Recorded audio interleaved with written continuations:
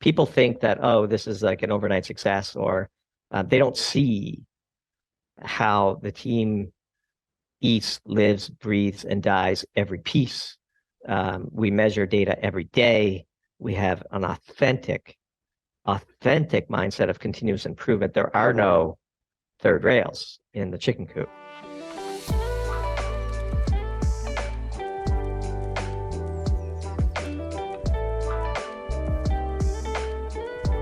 All right, welcome back to the podcast. Thank you to the audience for your time and attention. We are going to make this, hopefully we're going to try to make this worth your while. This episode, we're talking to Doomberg.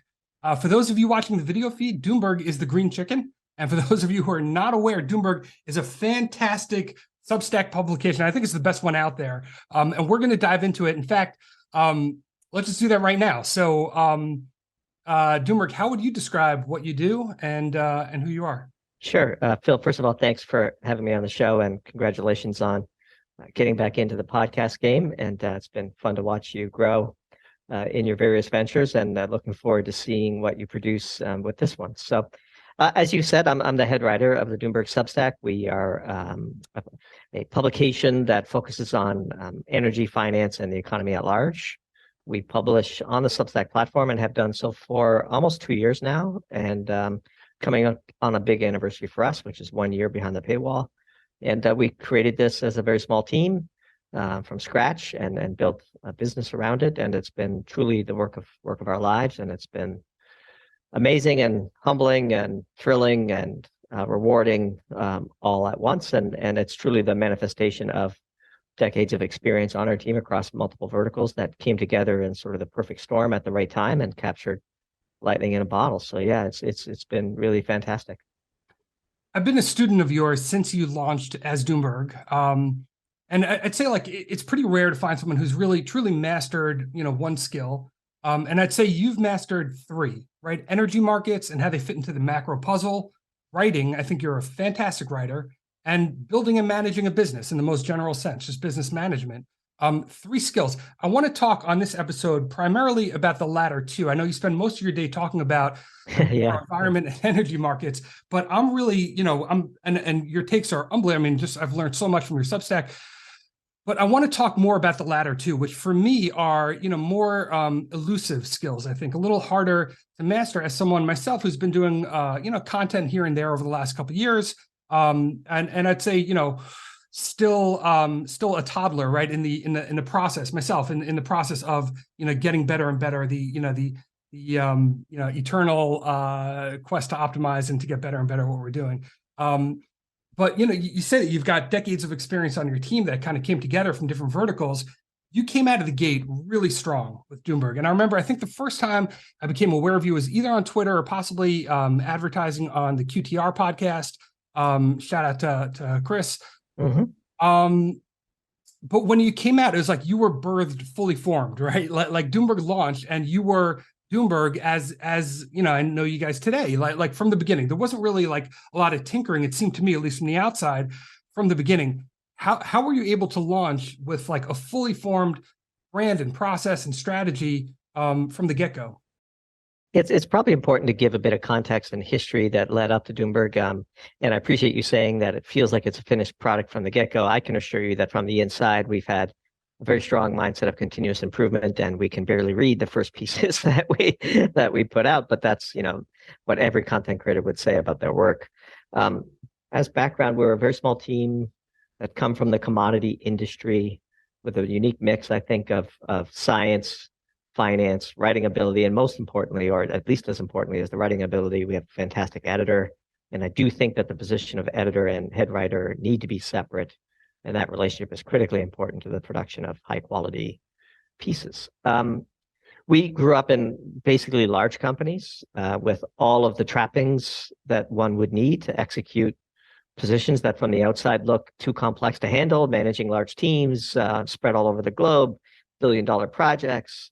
But when you work at Facebook and you have 2,000 people reporting to you, Facebook has a lot of architecture, systems, processes, and really the game in the corporation, in the big corporate world, is mastering the internal politics and the internal work systems to always put yourself in the right position when opportunities arise. And that's a fine game to play. It requires intellect and skill and hard work. And Lord knows we worked our tails off when we were in the corporate world. I traveled all over the world. In my last role, I'm a scientist by training, and I predominantly led research teams in the commodity sector. And so I have a pretty good molecular understanding of how the world works, which comes through in our writing. But also it becomes a very, I would say, soul-crushing job. The higher you go in the corporate world, your job becomes more and more about, public presentations and, one-on-one meetings that don't do anything. And we had a sort of rough estimate that 80% of our time was wasted, and all of the value we created for the company was embedded in 20% of our time. And this is an important number to remember as the story unfolds. So a few of us decided, with various changes in control and, the commodity sector is sort of, at least back then when we left, was in a bit of a doldrums. And our job predominantly, again, as you get high enough in the corporate world, and we were pretty senior at big name companies that you would recognize, your job basically becomes firing people. And there's only so many people you can fire before you become numb to it. And there's no amount of money they could pay you that makes it like exciting or compelling to get out of bed in the morning or to get on that plane or to sit in coach and have the baby screaming across the aisle from you and missing a flight and missing something important that your kids were doing. And for us, we all had children, and our kids were sort of approaching that age where you're never going to get those years back. And look, it's not like some profile in courage that we decided to quit. We had good careers, we had good resources, we had a solid foundation, a good Rolodex of executives to call on when we built our own company. And we initially quit several years ago to build a consulting firm. And our initial theory was, let's package that 20% that our company pays us each 100 units of value for, and market that multiple times over for 40 units of value each. And if you sell 2.5 of them, you can make the same amount of money, or hopefully more, doing only what you love all day. And how great would that be?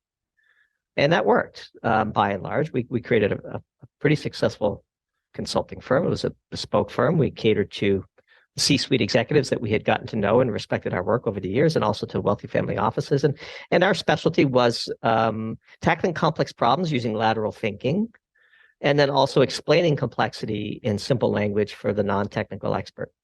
And that was really sort of my personal passion, something that had differentiated me in my career.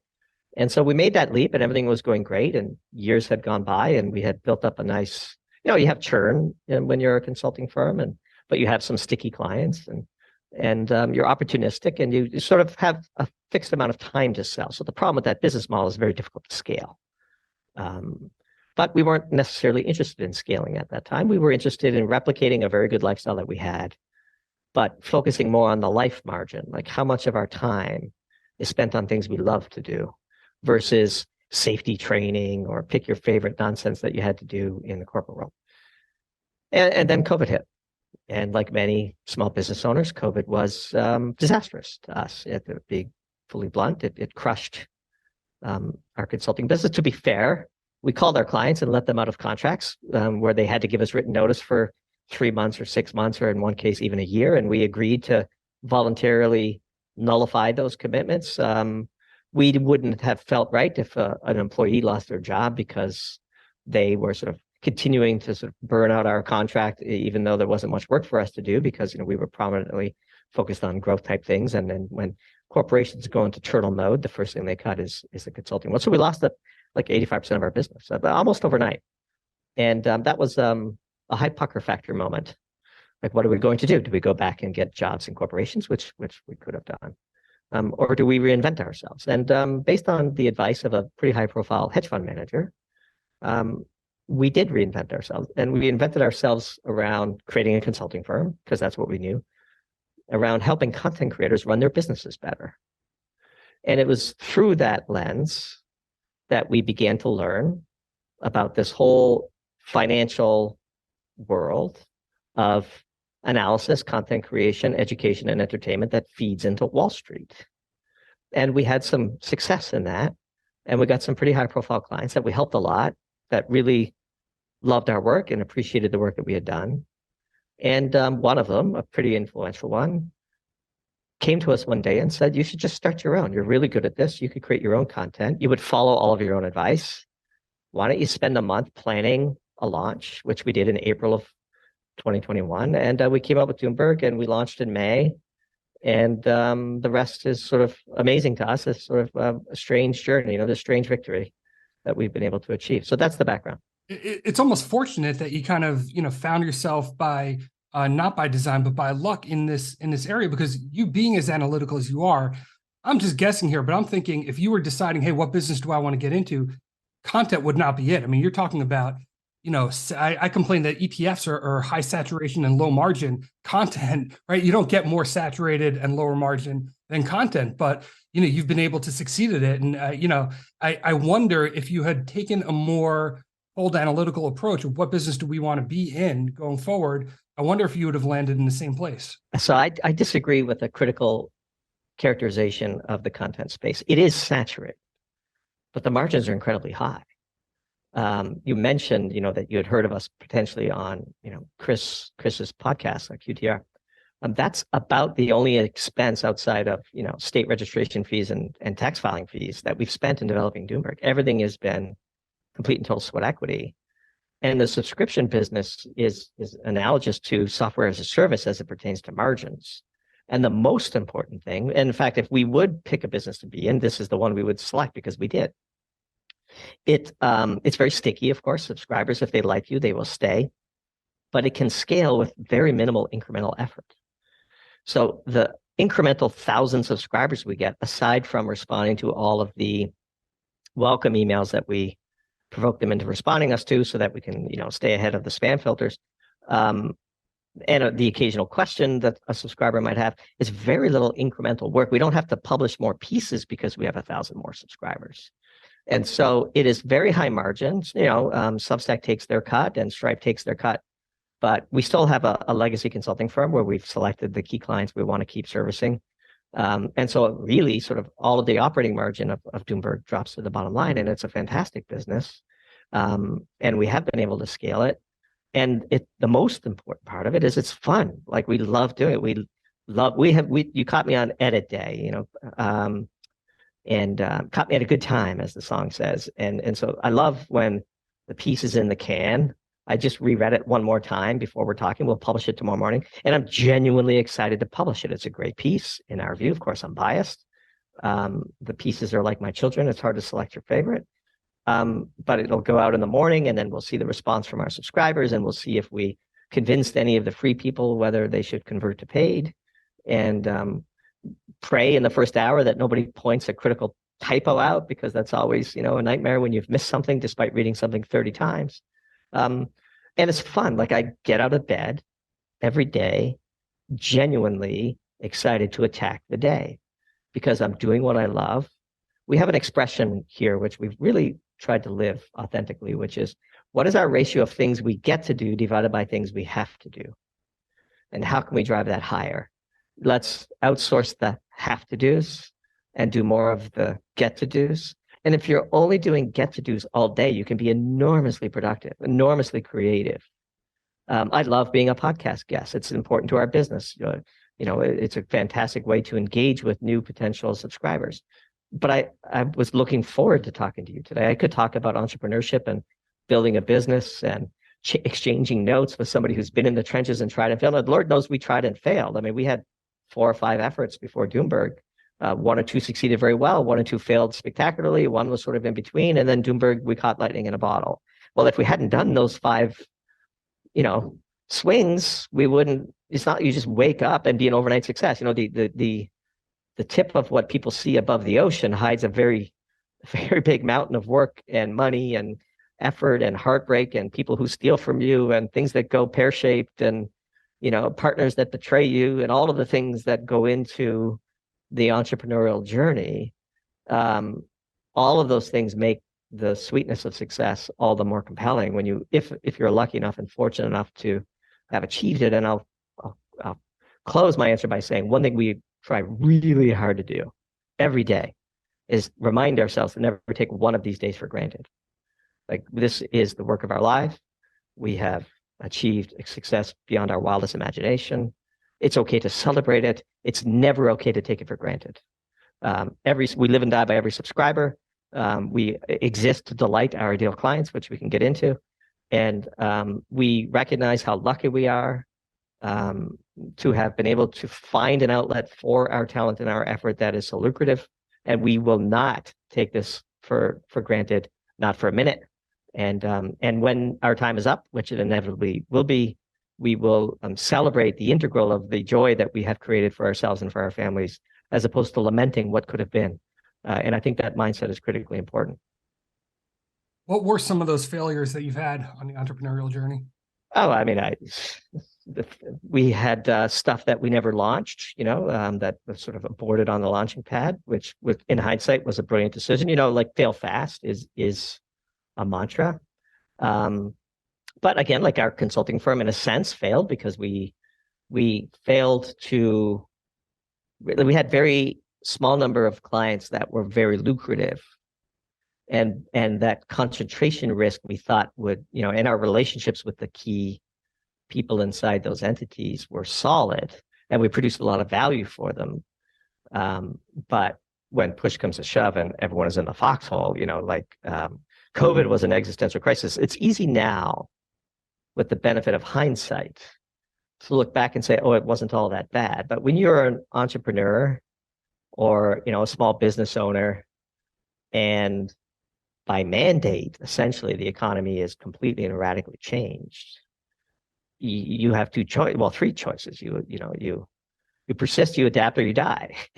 And so we decided to adapt. And glad we did. But again, it wasn't, in hindsight, of course, the single greatest thing that ever happened to us was COVID. I had a very similar experience where COVID knocked us out of the game at Exponential ETFs, my previous venture.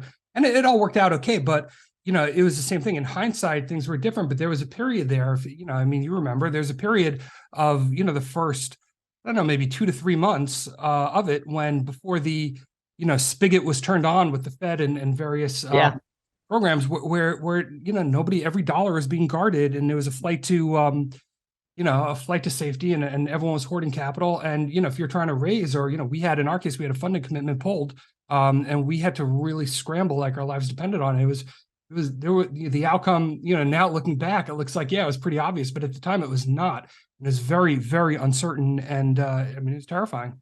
Absolutely terrifying. And we had huge doubts internally about whether we made the right decision. We had these great jobs in blue chip firms on great trajectories, making more than enough money. And you risk it all, it's like, hey, was this just a stupid midlife crisis? Like, what were you doing? And frankly, some of our relatives asked us that when we quit those jobs, and like, what are you doing again? And so you begin to doubt yourself, and then you really do have to decide. And one thing I would say about the Doomberg team is we are fighters. We will make mistakes. We will, perhaps take a wrong decision here or there, but we will never be outworked. People think that, oh, this is like an overnight success, or they don't see how the team eats, lives, breathes, and dies every piece. We measure data every day. We have an authentic mindset of continuous improvement. There are no third rails in the chicken coop. Like, that piece didn't land. Why? Let's find out. Okay, the cut to paid was at the wrong place, or it was off topic versus what's in the news flow, or pick your favorite. But we will measure, analyze, improve, and control with discipline. And one of our firm beliefs is a disciplined execution is still a durable moat. There's zero barrier to entry into the blog world. There's zero barrier to entry to creating a Twitter account, a Substack account. But the barrier to success is very high. And one of our favorite quotes from Vince Lombardi, which we remind ourselves all the time, is find out what the price is and pay it. Do you want it? Then go get it. And if that means we're going to completely not publish a piece that was close and start over because it just wasn't right and we weren't in sync, then we won't publish that day, and we'll work harder. We'll write a new piece and it'll be better, and we'll be proud. Like, we never publish something that we're not proud. Our objective is, our favorite piece is always the last one we published. That is the bar that we try to hold ourselves to. Now, it's inevitable that you will occasionally write a piece that you think, oh, maybe that's not quite true. But if you have that mindset, it's still going to be pretty good. And the audience is not necessarily going to notice that this is a piece that sort of came together at the last minute. But we have killed more pieces than we've published pieces that we had doubts about, for sure. You know, one of the reasons why it might feel to me like you came out of the gate fully formed was because of the character sketches, the voice of customer work that you did, which I'll ask you about. To anyone listening who's like, what? I'll ask you about in a second. But it's really, understanding the customer is a concept that's really speaks to me. The first fund I ever did as an entrepreneur on my own, I also started off in larger companies, but the first fund that I ever did independently was a fund that used proprietary customer satisfaction data as a leading indicator for picking stocks. Real simple. The data is pretty complex to gather, but the idea is real simple. If customers like a business or a product, then they will continue to spend on it. And the data, empirically, the data proves it out. So I based the fund off the work of Professor Klaus Fornell, who's the world's expert in quantifying and valuing customer satisfaction. We did a number of white papers proving that, customer satisfaction is, it gives you pricing power, it gives you brand loyalty and stickiness. I mean, all sorts of benefits as one would imagine. But most people, when they start a blog, they're like, well, I have something to say about finance, or I have something to say about whatever the topic is. I'm just going to put, it's about me. It's about me getting my voice out there because I'm so smart or insightful or funny or whatever it is. But you didn't take that approach at all. You took the approach of understanding the customer. How did that manifest itself? How did you do that practically? So the most important word that you said in that, and I listened carefully, is like. Customers that like you. And this, we believe, is missing broadly from the content creator space. There's a lot of people who venture the content creator space who think that there is a gimmick or that they can buy ads and they could just churn. And, as long as the inflow is greater than your outflow, then your upkeep won't be your downfall. We took a completely different approach. And this comes from our business experience and also advising, other business owners through crises or how to grow and things like that. We are hyper vigilant and focused on who our ideal clients are. So there are 4 things that we think about all the time. Who are our ideal clients? And we create character sketches, as you mentioned, like we literally have named fake people that we sit around and describe in minute detail all aspects of what we think their lives are.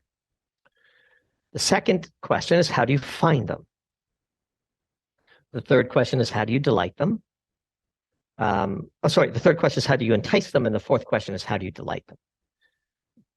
This is the customer journey.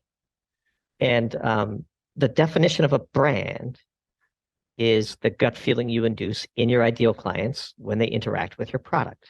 Your brand is not what you think it is. Your brand is what they say it is. And we stole that from a really fantastic book called The Brand Gap. And if anybody is an entrepreneur that's listening or is thinking about starting a business, there's no amount of time you can waste dwelling on and obsessing over your ideal clients. And this is why every single email from a subscriber gets a thoughtful answer. Because we want to delight our ideal clients. We've identified them, found out where they are, enticed them, and now they're paying subscribers. We're going to do our damnedest to delight them because the work that went into getting them over that line is testimony to the work that we should be investing to keep them over the line, because a subscriber who renews is just as valuable as a new subscriber if one falls off, right? And so this is where any business, by the way, that, B2B, even B2B businesses, like your ideal client might be the procurement manager at the top 20 apparel firms in the world. Well, you need to identify them, find out where they are, entice them, and then delight them. That mindset, all businesses should rotate around the customer. The customer is the center point. It is without customers, no businesses can thrive. And so we confront this a lot in the blog space because, I'm sure you're aware, achieving some semblance of success can be a mirror to others' insecurities, and they tend to lash out or to troll or to rationalize in their own way why it is that Phil has achieved success, whereas I haven't. And our view is, especially in the blogging world, a lot of writers feel that marketing themselves and or their writing is somehow uncouth.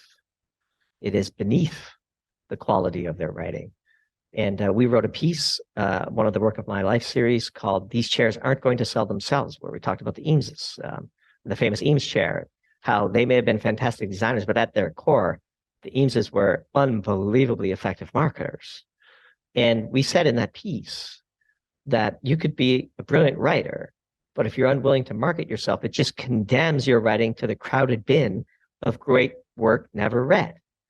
And that annoys some great writers because they feel as though their writing should be enough. It stands on its own. It should spontaneously attract this horde of ideal clients to their work. And it's just not the way the world works. And coming from the cold, hard, competitive reality of corporate America, this was something we understood when we designed Doomberg. And we mean this totally authentically too. Like, it's not a gimmick. It's the opposite of a gimmick. If we are not delighting our ideal clients, we do not deserve to be in business, period. And we will be tossed to the heap of other failed content creator experiments, deservedly so. And then we would regroup, learn what we did wrong, and either pick a different field or restart something new, implementing the changes. So that is our focus. That is our, and we've been totally authentic with our audience from day one. Like the first Work of My Life piece, like, we intend to let the market decide whether we deserve to do this. You said earlier that everything that can be measured can be optimized. You also mentioned that every single day you guys go over the analytics and the data and, to measure what's working and what's not. But a lot of what you do really requires, feel. Like Henry Ford famously said, if I had asked my customers what they wanted, they would have said faster horses, right? When you're deciding what to write about next, if you poll your audience and say, hey, do you guys want to hear about energy prices, or do you want to hear about, Silicon Valley Bank, or, whatever topics are out there? If you poll them, you might get one answer, but you might find that, well, you have more insights, or something that people don't really know about yet is actually a bigger story than people realize. And you think it's more interesting. There's a lot of feel involved, or a lot of gut. It seems to me, at least. Maybe you can, maybe you found a way to measure it. Absolutely. So let me perhaps reorient what you're saying, because I know where you're going, but I'll give you a different spin on it. So when I say we measure things, we are basically continuously running scientific experiments where we are looking backwards, not forwards. On the forward-looking decisions, the integral of all the things we've learned in the prior measurements feeds our feel. But you're 100% right. Even with data, I like to say we feel the data. Like when we were primarily consultants, we would get customer data, we would dig in it, we would manipulate it, we would organize it in our spreadsheets in the way we're used to look. Anybody who's done data professionally knows that there's a little bit of feel, there's an art, there's a human intuition that is still not yet captured by AI or ChatGPT. Like there's a human induction, there's a feel to it, and we do that with our data. But we will run proactive experiments. We will decide where to put the cut to paid. Turns out there's an optimum length. So with us, we've decided, against Substack's advice, that we don't really publish full pieces for free. We've done 2 of those in the 100 or so that we've published since we've gone paid. Neither of them really had any impact on subscribers, as we predicted. If you give away a piece for free, you have satiated the customer, and the momentary impulse to, wow, I want more of this, let me sign up and pay for it, is gone by the time they get the next one and they only get a preview. And so we only ever write our pieces to a certain cut to paid, which again goes against the advice of Substack, but we think we're right. And so then now we write our pieces to that cut to paid. Like, how do you entice them? How do you, and this is you try to be as high quality about it as possible. Like, our objective is to delight the people that are already paying. They love the piece from start to finish. But there's a separate audience, which is the people that have signed up for free, which is, by the way, the vast majority of people. don't ever pay you. And that's just the nature of the content creation business. And that's totally fine. And it's nothing that should be taken personal. But let's get them to the point where they read the introduction and then they're no longer allowed to read the rest. And they say, this is the article that I have to join to pay for. And when they do, then our job is to delight them, which is the next article better be good. And then they're like, wow, I'm really glad I came inside this universe of people who are allowed to comment on these pieces. And we watch our comments very carefully because that is a benefit of being a subscriber. Curate that comments to be an additional value for those who read the piece and then scroll the comments to see what other like-minded people are saying about the piece. And we'll experiment. Like one of the things we learned is if you put the cut to paid like at halfway down the piece, it's not going to convert because they've gotten enough. They've gotten, you know, they've gotten their fix of Doomberg for the day. But if you make it too short, it doesn't convert either because they haven't been tempted enough to read the rest. And so there's a balance, there's a feel, but also there's experiments involved. Like we will write a piece with an artificially short cut to paid multiple times, even though we are pretty sure it's not going to work, just to prove to ourselves it isn't going to work. Because the value of that knowledge integrated over the next 200 pieces is worth sacrificing a short-term burst of subscribers that you may lose. So those are the types of things that we try to do. And by the way, like we're very transparent about it. I'm giving it away all to you as we speak. Like this is, I think people admire entrepreneurs who are willing to put in the time, work hard, experiment, and be honest about it and be authentic about it. 100%. Everyone loves to talk about building in public, and then as soon as things stop going well, they stop building in public, right? And that's, you know, that's a commitment that I've made. You know, build in public through the good and the bad, and it's something that, you know, clearly you're being authentic and transparent about, and I think that really connects. I mean, that's why, you know, I chose to ask these questions and not talk, you know, a wonky conversation about macro, which I'd love to have as well. But, you know, very few people are as effective and transparent about what they're doing on a content creation side. It's really refreshing to hear. Well, I appreciate that. Yeah. And that's, again, one of the things we do is we help as many other content creators, you know, offline and privately as we can, which is great because we make friends for life and they become supporters of your work, but also we learn by what they're doing. And they might, you know, we might teach them things, but they'll also teach us stuff. And then even more importantly, we observe how many of them actually implement what we suggest.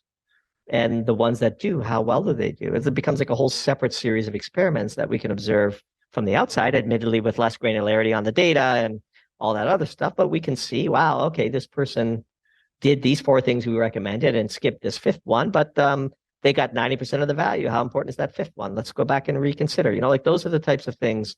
And one of the things we learned, so we have a pretty fair bit of experience in the venture capital world through our consulting firm. And when I was in industry, I got pitched all kinds of ideas from startups because our company had a VC arm, which is a whole other story, the difference between corporate venture and purely private venture. The single greatest parameter that decides the success of any investment is the founder. And we learned this over time. A mediocre company with a fantastic founder is probably not going to lose your money. A great company with a fantastic founder is probably going to make several multiples of your money. And so we have started Doomberg with the founder mindset. Like we eat what we kill. Like this is it. You know, we're going to make this work. This is going to be the work of our lives every day. Eat, sleep, drink, breathe, live, die. Every piece, every subscriber, every tweet, every impression, every engagement, every email. And if it can be measured, it can be optimized. Jim Harbaugh is an idol of ours, and he has a great phrase, which is, you know, I'm going to attack today with an intensity unknown to mankind. And if we can do that, then we're going to be successful. And this is the mindset that we've tried to do. The last thing I'll say is we've stayed very, very lean on purpose. It would be very easy for us to outsource a lot of the things that go into the magic of making these things. We're not going to do that, at least not for a very long time. You know, like we have stayed very lean. We've spent almost no money developing Doomberg. It's 100% sweat equity. And that's by design. We literally spend 0 on customer acquisition. We sponsored Chris's podcast for a while. He's a friend and we were growing, but we wouldn't consider that sort of customer acquisition cost. Our CAC is 0. Financially, it's not 0 with effort, with, you know, all of the sort of things we try to do on social media and as guest on podcast and as a co-host of Grant Williams' podcast This Week in Doom. We're out there. We're always measuring these things. We're generating our own impressions, our own engagements, without having to go to Facebook or Google Ads. And so far, so good. Your posts about energy policy and about the economy they tend to be pretty contrarian, or at least contrarian relative to the mainstream narrative. Not to the point where they're always, there's a great line. I forgot who said it, but there's a great line. Like, if you're always contrarian, you're actually a conformist just on the other side, which you're not. You're clearly you and your team are independent thinkers. We're coming out of this environment. Certainly, we saw it over COVID. We've seen it in a number of different arenas where anything that's a non-consensus view tends to get bucketed into some sort of other or some sort of politicized bucket where people, well, you're part of this or that group if you don't take a mainstream view on certain things. You've been able to avoid that. I think you're certainly not political in any of your posts. I don't think you've been put in any political buckets. I mean, are you concerned about how being kind of segmented certain ways, or how people look at it, or do you just say, hey, look, we come to our own conclusions, let the chips fall where they may? We're primarily concerned about delighting our ideal clients, and our ideal clients want to be educated without being talked down to. They want to find some humor without silliness, and they want to read provocative things that aren't polarizing. And those are the three lenses through which we create and edit every piece. We will be provocative without being polarizing. We will be funny without being silly. And we will teach without being self-indulgent. And be what may, we have strong opinions. We're going to express them. I think the thing that makes Doomberg unique is we come from industry. And the vast majority of people who come from industry never speak publicly on social media about anything that matters because they are surrounded by public affairs teams. They're worried about the impact on their stock. They don't, this is a lose-lose for them. They might lose their job. They might lose their RSUs. They might lose their stock options because they said something stupid and caused controversy and the company fires them. And so the return, if you're on the inside of corporate America, to speaking your mind and to giving that point of view is de minimis compared to the risk. Whereas we, no longer in corporate America, but having that experience, can give the industrial, real world, did it, been there, done that view of the topics of the day that is different than the politician's view, and most importantly, different than the professor's view.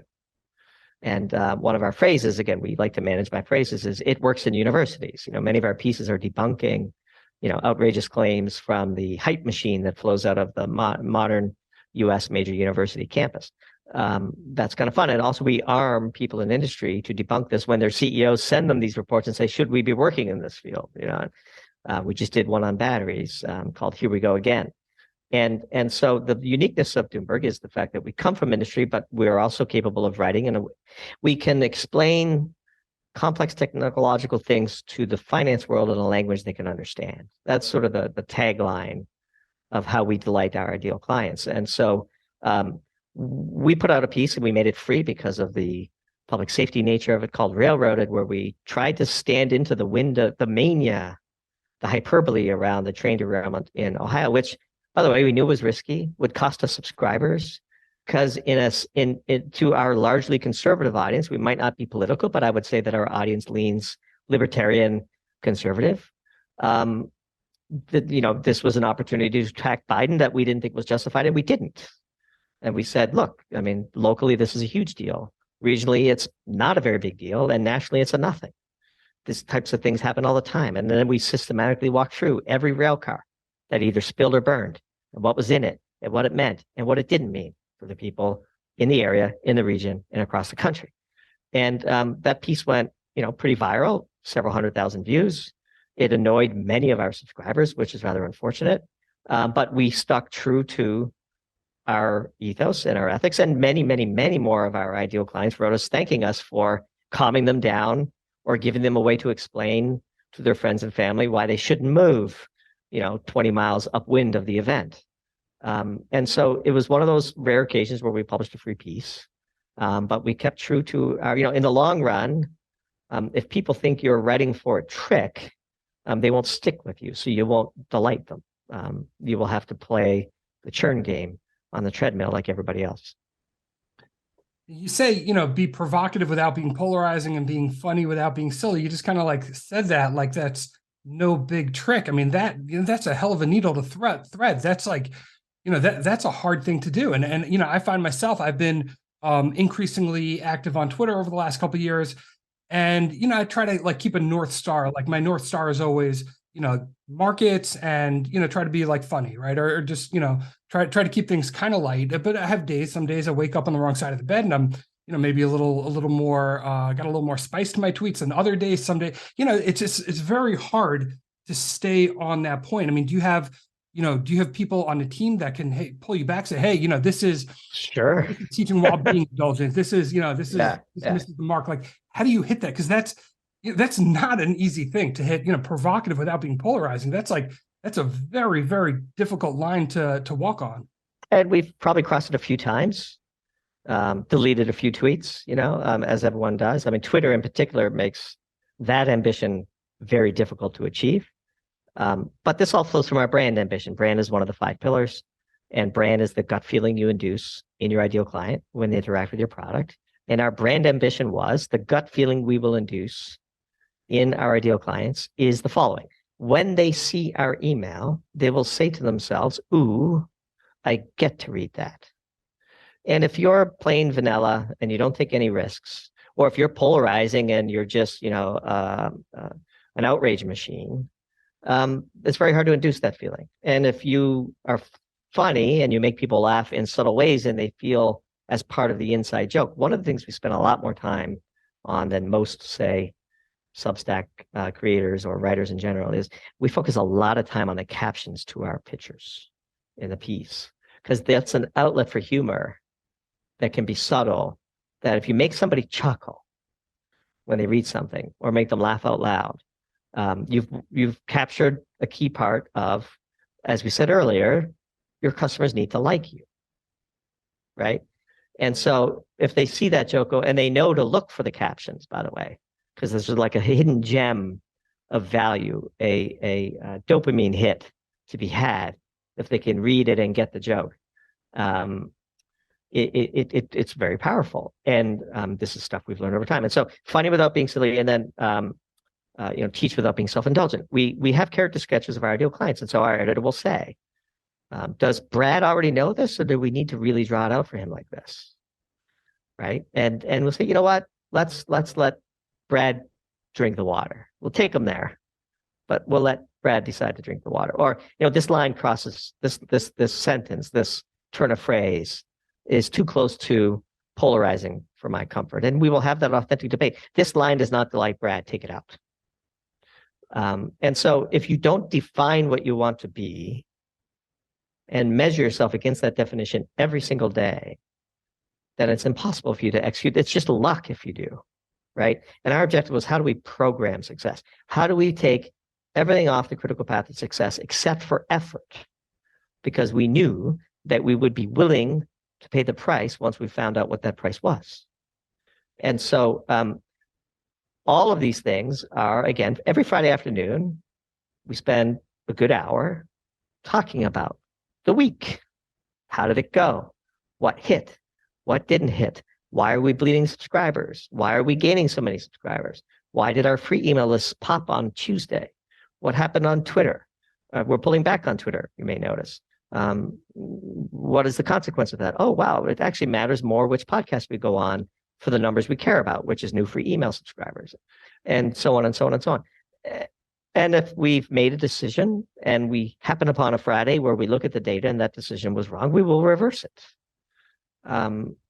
But it's all sort of centers around producing great product, of course, which operations is one of our 5 pillars. And again, we live and die by each of these pieces, and our objective is that each piece be our favorite, each new piece be our favorite. But if you don't measure, if you don't analyze, if you don't improve, and you don't control, back to the whole founders, when we studied the founders that we have invested in personally or through our clients that did really well, like turned 20 to 25 times your money, which happens, right? And every VC is looking for that. And 1 or 2 of those in your career makes up for a lot of mistakes. When we study the single most important parameter of a founder, what we have found, it is the mindset of authentic continuous improvement. every day. What am I doing? Does this work? Why didn't it work? And again, the objective is to delight your ideal clients. And so if that is your genuine objective, then your continuous improvement mindset will only further delight them. It won't feel cheesy, or it won't feel it by definition. Because for example, one of the reasons why we went the subscription model, not the ads model, is Brad doesn't want to see ads. Brad wants to pay for quality. Brad can afford it. When we canvassed our email list for some potential ideal clients that we thought, were always active and had high open rates and commented a lot, and we wrote them a personalized note to do a voice of customer with them before we launched, one of the most important decisions we had to make was on price. And when we canvassed our ideal clients, the old expression, nobody wants a deal on a Rolex, came through loud and clear. Like, the higher the price is in their mind, the more validating it is that they're getting something of quality for their money. So you'll never see a Doomberg promotion. We don't discount. This is the price. And when we announced that price, which by the way happened to be the median of the top 10 Substacks, so it wasn't like an outrageously high price. But because we write for a more general audience and we don't give stock picks and we don't give anywhere near investment advice, we got an avalanche of hate email from people who, I would pay $5 for that, but who do you think you are, charging $30 a month?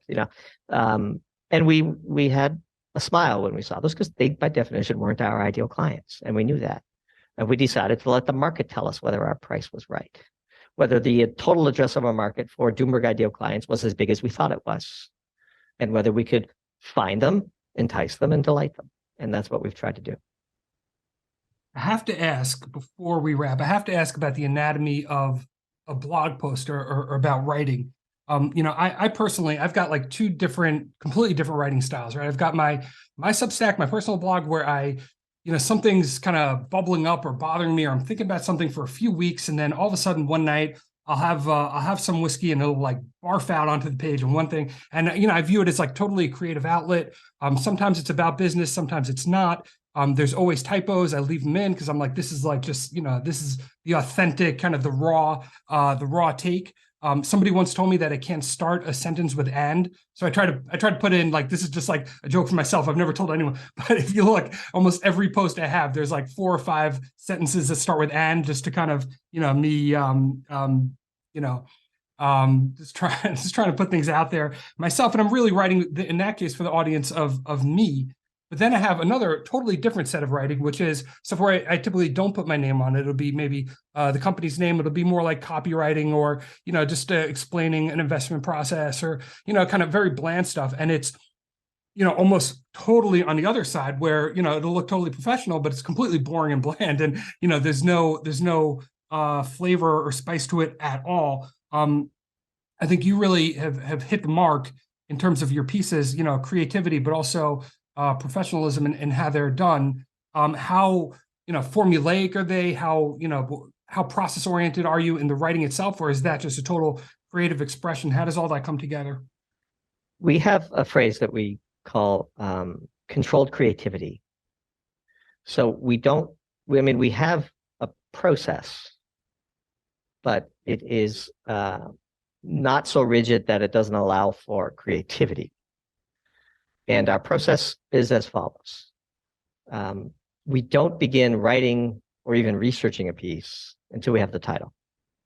And again, taped onto my lamp over my desk is the phrase that I printed out in big letters, is the title great? Once we have a title, then the next thing we do is we look for the opening quote. And when we find the opening quote that is perfect for the piece, then we're ready to go on to stage 3, which is, what is the one sentence summary of this piece, which becomes the social preview. So when we send an email, the social preview that you read for a Doomberg piece is, if the only thing you read was that sentence, you would have a very good idea of what that piece entails. Then the piece delivers on that sentence. The next thing we do is we write somewhere between 8 to 10 sentences. And we say, if we could only publish 8 to 10 sentences as this piece, what would they be? And then you dwell on every word. Like, and one of our phrases, again, I hate to like keep bombarding you with phrases, but these phrases become phrases because they're effective. Any idiot can say a lot with a lot of words. how few words can we use in each of these 8 to 10 sentences that capture precisely and completely what it is we're trying to say. And then we put the rest around it. Which points do we want to make by quoting an article versus do we want to write? Which pictures are we going to put in? Which Photoshops we're going to do? All that is in-house. Our editor is also self-taught, fantastic Photoshop artist. And that's how a Doomberg piece is born. But I would spend 2 days pondering a title and 6 hours writing a piece. Once you have it and you know what you want, it comes very, very naturally. And then for me personally, all of the writing effectively happens between 4 a.m. and 6 a.m. Because that's when my brain is most creative, most refreshed, least distracted. The kids are sleeping. The inbox hasn't blown up yet. And I have my cup of coffee and I sit at my kitchen counter and I bang out the majority of the piece.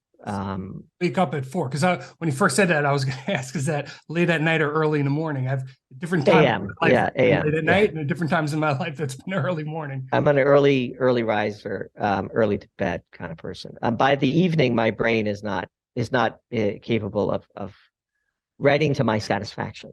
And so that's just the way it works for us. This is the cadence we have developed. It's different for everybody else, but for us, it's title, quote, outline, and then the piece comes together very, very quickly.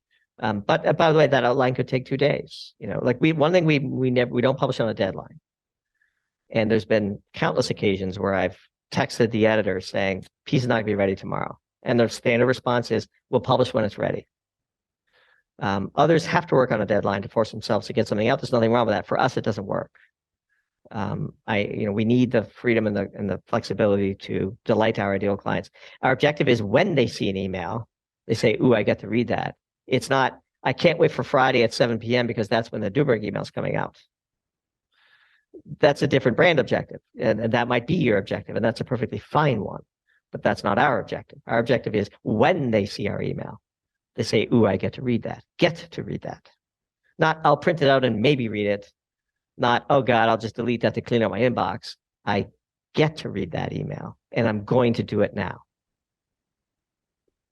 It's a great place to leave it. Where can people subscribe and read? Yeah, our preference is that people would go to doomberg.substack.com and sign up with their emails. You'll get the free previews, and hopefully we can entice you after 4 or 5 to convince you to come over the line and join the chicken coop. We're also active on Twitter for now, at Doomberg T, at T as in Twitter to the end of Doomberg.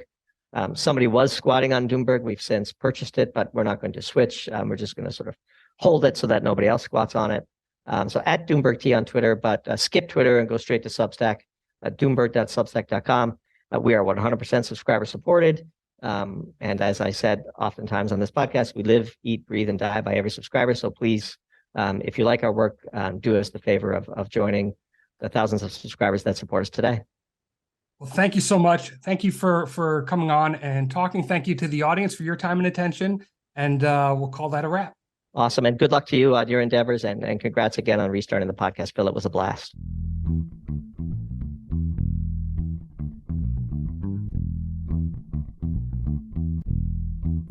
Thank you for listening to the Phil Bach Podcast. If you enjoyed the show, please take a moment to drop a review. This show was published for entertainment purposes only and is not investment advice. Please contact a licensed professional before making any investments. Some of the securities discussed on the show may be owned by its participants. Opinions expressed on the show may not reflect those of their employers. Stay hungry and stay foolish.